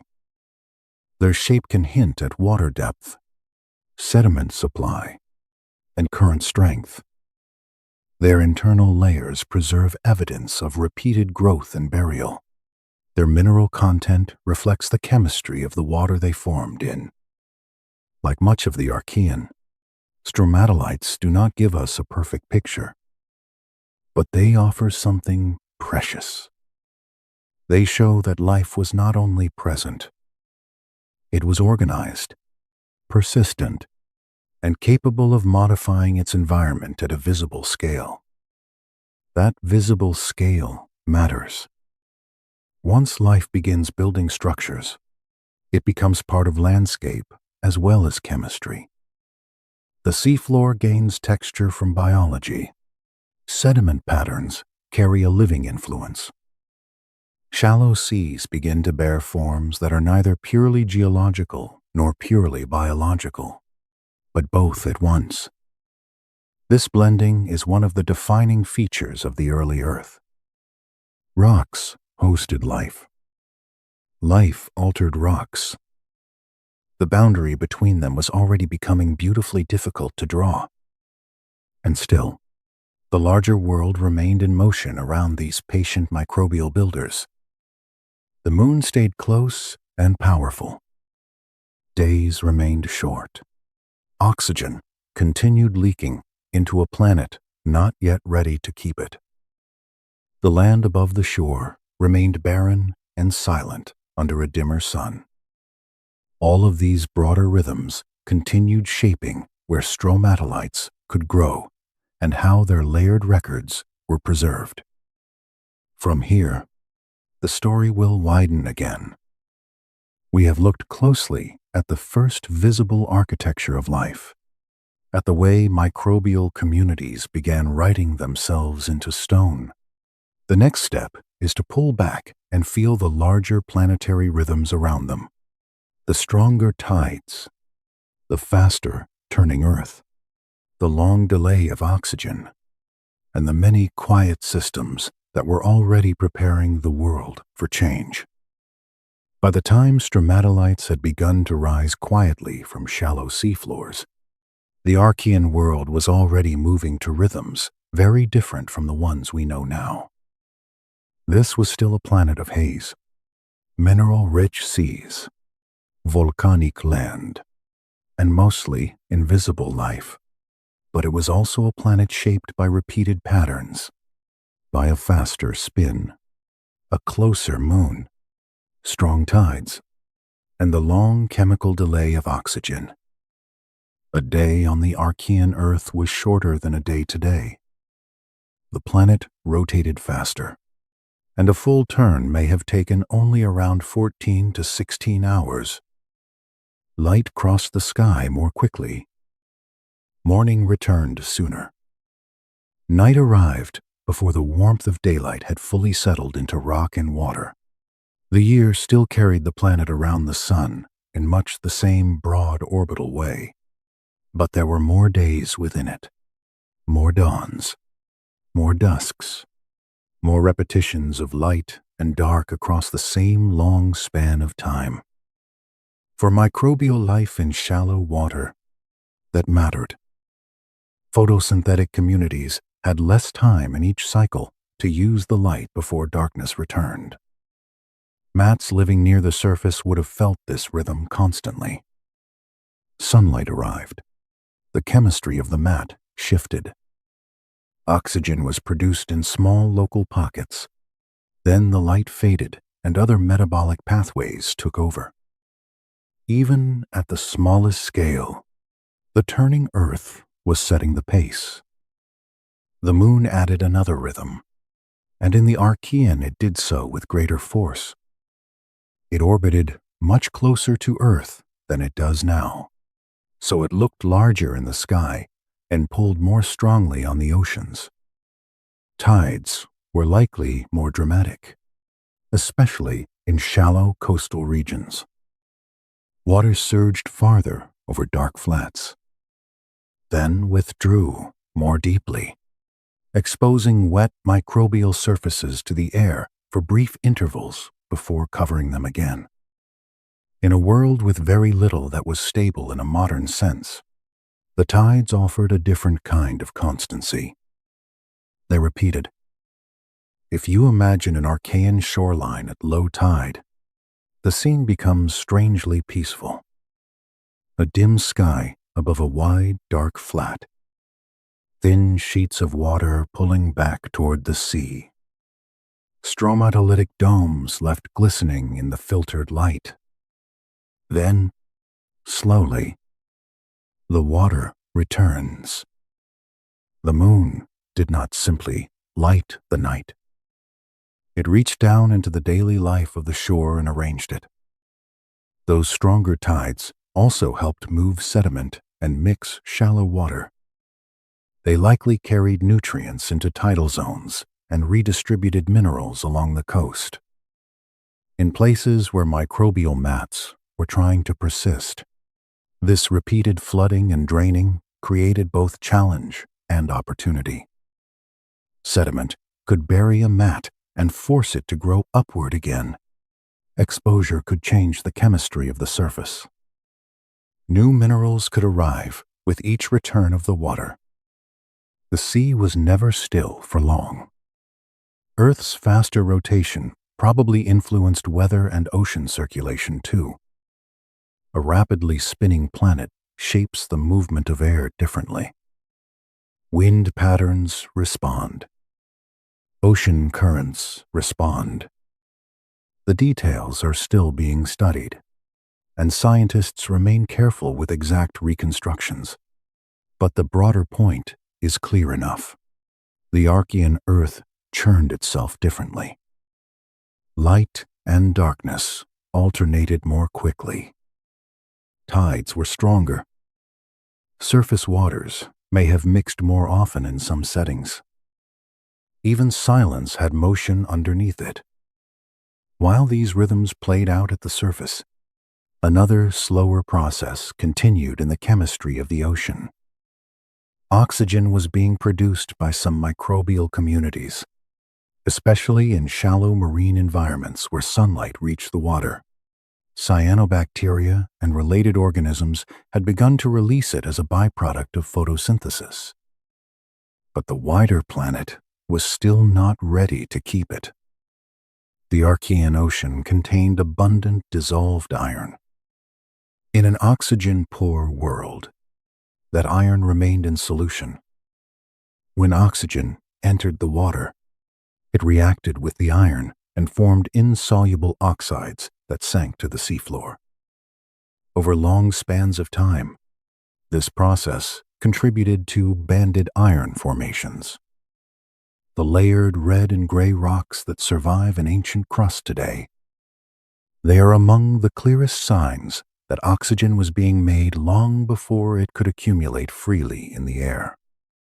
There is something very gentle about that story when you slow it down.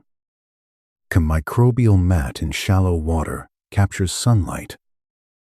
Tiny cells release oxygen. The ocean takes it immediately. Iron binds it. Layer after layer settles into stone. The atmosphere above remains mostly unchanged. Yet the process goes on. Not dramatic, not fast, just steady. Oxygen also reacted with sulfur compounds, volcanic gases, and reduced minerals. The planet had many sinks, many ways to absorb the new gas before it could build up. This long delay is one of the defining features of the Archean. Oxygenic photosynthesis had arrived, but breathable air had not. For a very long time, the Earth was learning how to receive oxygen molecule by molecule. That meant most life still belonged to an anoxic world. Many microbes had no need for oxygen at all. Some used sulfur in their metabolism. Others used iron, nitrogen, methane, or hydrogen. Chemosynthetic communities remained at work around hydrothermal systems. Photosynthetic mats flourished where light and water allowed. The biosphere was active and varied, but it was still overwhelmingly microbial and still largely adapted to a world without breath. The land above the sea reflected that absence in another way. It remained silent. No plants held the soil because there was not yet any true soil in the modern sense. No insects crossed the surface. No animals made tracks in wet sediment. Bare rock met rain, wind, and sunlight directly. The soundscape belonged to weather and geology alone. If you stood somehow on an Archean coast, you would hear waves and wind, perhaps the distant rumble of eruptions, perhaps the crack of cooling lava or shifting stone. But there would be no bird call, no rustle of leaves, no buzzing, no breathing, no footsteps. The silence would not feel peaceful in the modern natural sense. It would feel unfinished, as if the world were still waiting for certain kinds of sound to be invented. That silence extended across the appearance of the land as well. No green, no roots, no organic carpet softening the rock. The exposed crust was dark, gray, black, and sometimes stained by mineral chemistry. Rain cut channels into bare surfaces. Tides struck barren shores. Volcanic ash settled where it could. But nothing living yet spread across the land in visible form. And still, the Earth was not defenseless. Deep within the planet, motion in the molten outer core generated a magnetic field. It was likely weaker and less stable than the one we know today, but it existed. That mattered more than the surface could ever have known. The young sun was more active, sending charged particles outward with greater intensity. The magnetic field helped protect the atmosphere from being stripped away and reduce the damage from some of that solar assault. It did not make the world gentle, but it helped keep the conditions for long-term habitability in place. The Archean surface also lived under a climate of contrasts. The sun was dimmer overall, yet the greenhouse atmosphere kept the planet from freezing over. Volcanism added heat and gases. Methane may have helped trap warmth. Haze may at times have reflected some sunlight back into space. Warm periods likely alternated with cooler ones. Scientists debate exactly how stable or unstable the climate was in different intervals, but the balance was always delicate. Heat without modern fire. Cooling without the familiar look of later ice ages. The world was still improvising. All of these rhythms intertwined. The moon influenced tides. The faster spin influenced circulation. Volcanism fed the atmosphere. Microbes altered the chemistry of water. Oxygen entered the system and vanished into iron and rock. The magnetic field guarded the planet silently from above. Nothing in the Archean worked alone. That may be the best way to understand this part of the story. The Earth was no longer simply a hot planet cooling down. It had become a network of exchanges. Water moved between sky and sea. Crust rose and weathered. Tides stirred the shallows. Life used light and chemistry. Oxygen leaked into a world that kept refusing it. Again and again, the same cycles returned, each one leaving the planet a little different from before. If you let your mind rest there for a moment, the Archean begins to feel less like a single distant era and more like a long, slow breath held just before a change. The signs were subtle, but they were real. The oxygen sinks were gradually filling. Some crustal fragments were lasting longer. Life was no longer only surviving. It was beginning to shape the surface in ways stone could keep. And all of that would eventually lead the planet toward a quieter but irreversible transition. The Archean would not end with a sharp line across the world. It would fade into something new, as the chemistry of sea and air shifted, as the haze slowly thinned, and as the foundations of a more familiar Earth began to settle into place. The Archean did not end in a single moment. There was no last volcanic sunrise of one eon, followed by the first clear morning of the next. The planet did what planets usually do. It changed slowly, so slowly that any one shoreline would have seemed almost the same from one lifetime to the next, if there had been anyone there to stand and watch. But over millions of years, then hundreds of millions, the changes became impossible to undo. By the later Archean, the Earth was still unmistakably alien by modern standards. The atmosphere remained largely oxygen-poor. The oceans still carried the chemistry of an anoxic world. Life was still microbial, still confined mostly to the water, still subtle in form. And yet beneath that broad continuity, several long processes were shifting direction at once. One of the most important involved oxygen. Photosynthetic microbes had been producing it for a long time in shallow marine settings. At first, almost all of it was captured by iron, sulfur, volcanic gases, and reduced minerals. But those sinks were not infinite. The more oxygen entered the system, the more the capacity of the ocean and crust to absorb it began to change. Iron in seawater became less abundant in some settings.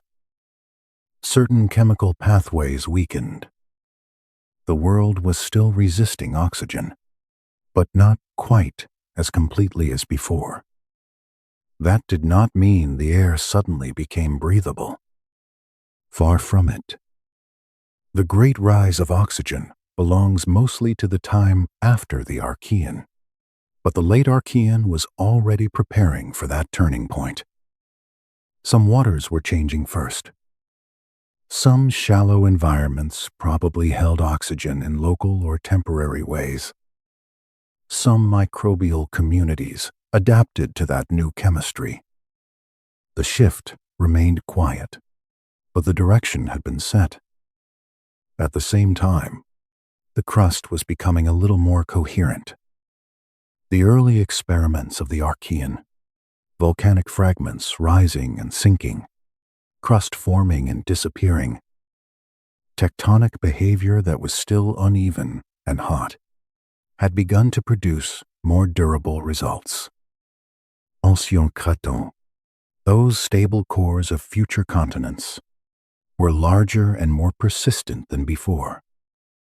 Land still did not dominate the globe, but some parts of it were lasting longer.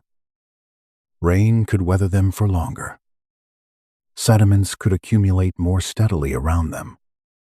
Shallow seas along their margins became more continuous environments for microbial life.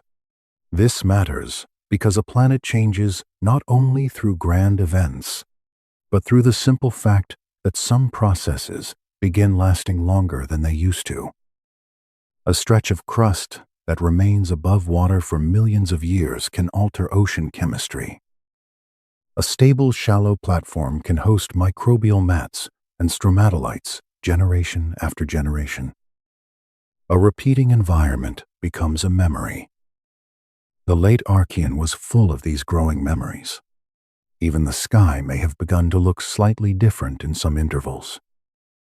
Scientists believe methane haze could have thinned at times as atmospheric chemistry changed.